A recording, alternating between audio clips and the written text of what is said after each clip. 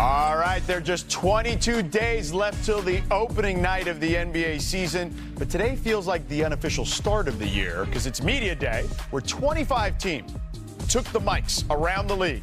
And over the next hour, we're going to catch you up on what everyone's got to say with the start of the year right around the corner. Let's start in LA with year 23 of LeBron. I'm excited about today. I'm excited about the opportunity to be able to play the game that I love for another season. And, whatever the journey, however the journey, lays out this year, I'm just like super invested because like you just said, I don't know when the end is, but I know it's a lot sooner than later. So, being super appreciative of the fact that I could come up here and do another media day and talk to you guys and do all this stuff around here. So just excited about the journey and whatever, this year has in store for me.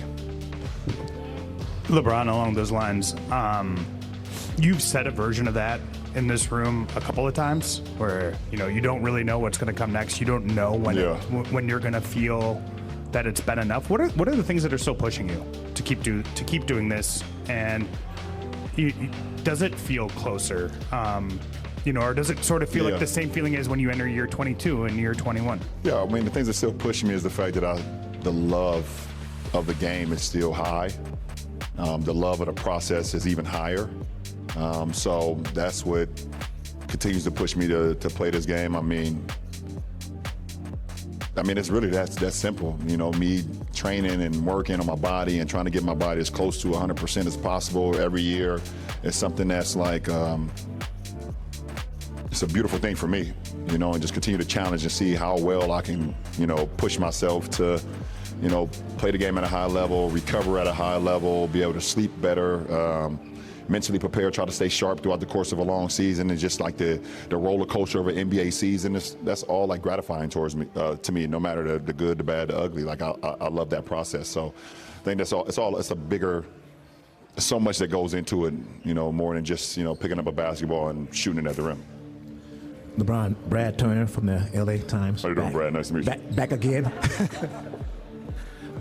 How much does having a young partner like Luka weigh in your decision and your future going forward? Say it again? How much does having a young partner like Luka, a savant basketball player, how much will that weigh into your decision as you go forward with this season? As far as how long I go in my career? How long you can in your career, right? Zero. The motivation to be able to play alongside him every night, that's super motivating. That's what I'm going to train my body for, every night that I go out there and try to be the best player I can for him. And we're gonna bounce that off one another. But as far as me weighing in on, him and some of my other teammates of how far I go in my career now, it would be literally my decision along with my wife and, two of my boys are already gone. Well, one of them is somewhere around here. Yeah, Bryce is down there in Tucson, so he's out the house. So it'll be a decision between, me, my wife, and my daughter. Like, that's not even, it won't be, hey, having a meeting with my teammates. It won't be that. All right, well, we'll see what that all leads to this season. Let's welcome everyone in here. I'm George Sedano in for Malik Andrews. We'll hear from Malik a little later, alongside NBA champ Kendrick Perkins, Big Perk, and, of course, our NBA front office insider, Bobby Marks. Big Perk, I'll start with you. What do you make of what LeBron had to say today on Media Day?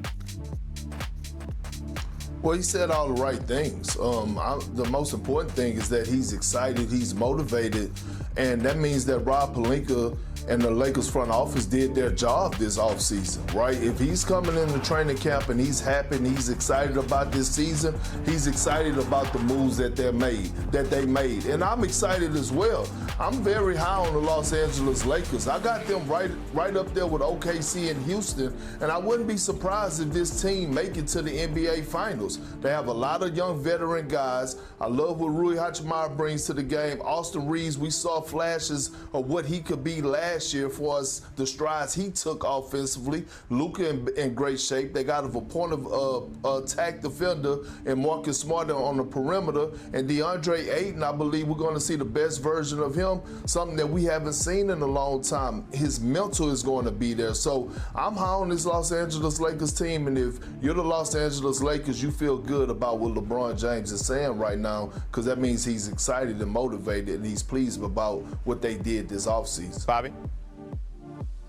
Yeah, I mean, I think the biggest thing for me was where was LeBron's mindset? The last time we saw him was limping off the court in Game 5, and as you heard in his interview, he still has that love to play the game. Here's a player that's 40 years old and is still a top 10 player in the NBA, and what LeBron said is that when that love for the game isn't going to be there, that's going to be his signal to walk away from it. And it's not going to be how great Luka is and what next year could look like. It's when he'll know when he's done playing, but he's not done quite yet. He still thinks that this team certainly can contend in the Western Conference here. And he looks, certainly from a health standpoint, that's going to be the biggest thing as far as where he is this year, because as I said, he's coming off that knee injury from that Minnesota series.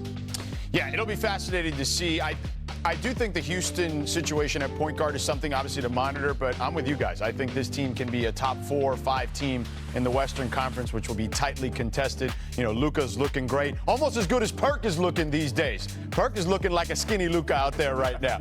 All right, let's move on here. One of the storylines medium, George. Oh, medium. Okay. One of the storylines that's dominated the offseason has been the NBA's investigation to the alleged cap circumvention between the Clippers and Kawhi Leonard. Kawhi has yet to speak on the allegations, but while we wait for Leonard to hit the podium, here's a straightforward denial from Clippers President of Basketball Operations, Lawrence Frank. The salary cap governs everything we do. Our mission every day is to build the best team we can under the constraints of the cap. There is no gray area. There are no secret shortcuts. It's clear what we are and are not allowed to do. The accusations made against us are serious, and they don't line up with my experience, my reality. We will cooperate with this investigation and let this process play out. But we're eager for the whole truth, the whole picture.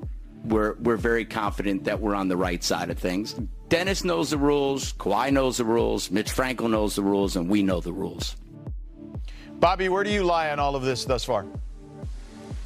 Yeah, I mean, it's similar to what I said a couple weeks ago when I was on the show. What the optics say and what the eventual proof will eventually say are probably two different things here. Listen, we live in a world where salary cap circumvention is the cardinal sin when it comes to how the league looks at it and how the teams go about their business here. And I believe what Lawrence Frank said on TV or when he did his media conference earlier today. They're not going to salary cap circumvent to basically go out and pay Kawhi Leonard more than what they already paid him, which was the maximum salary allowed here. We'll let this investigation play out. If they are convicted of it, yes, they will pay a significant penalty. But until they are convicted of it, I believe where the Clippers are right now. Medium Perk? I'm with Bobby. We got to let this play out. You know what I mean? A pair of lips could say anything. You have the reports, but let the investigation take place. Let it happen, and let's see where it's at right now. I mean, once it's over with, but as of right now, it's just a lot of speculation, and so, I'd rather not even, dive too deep into it. Yeah, look, the league is going to take its time. We know they've hired an independent investigator in this particular situation, and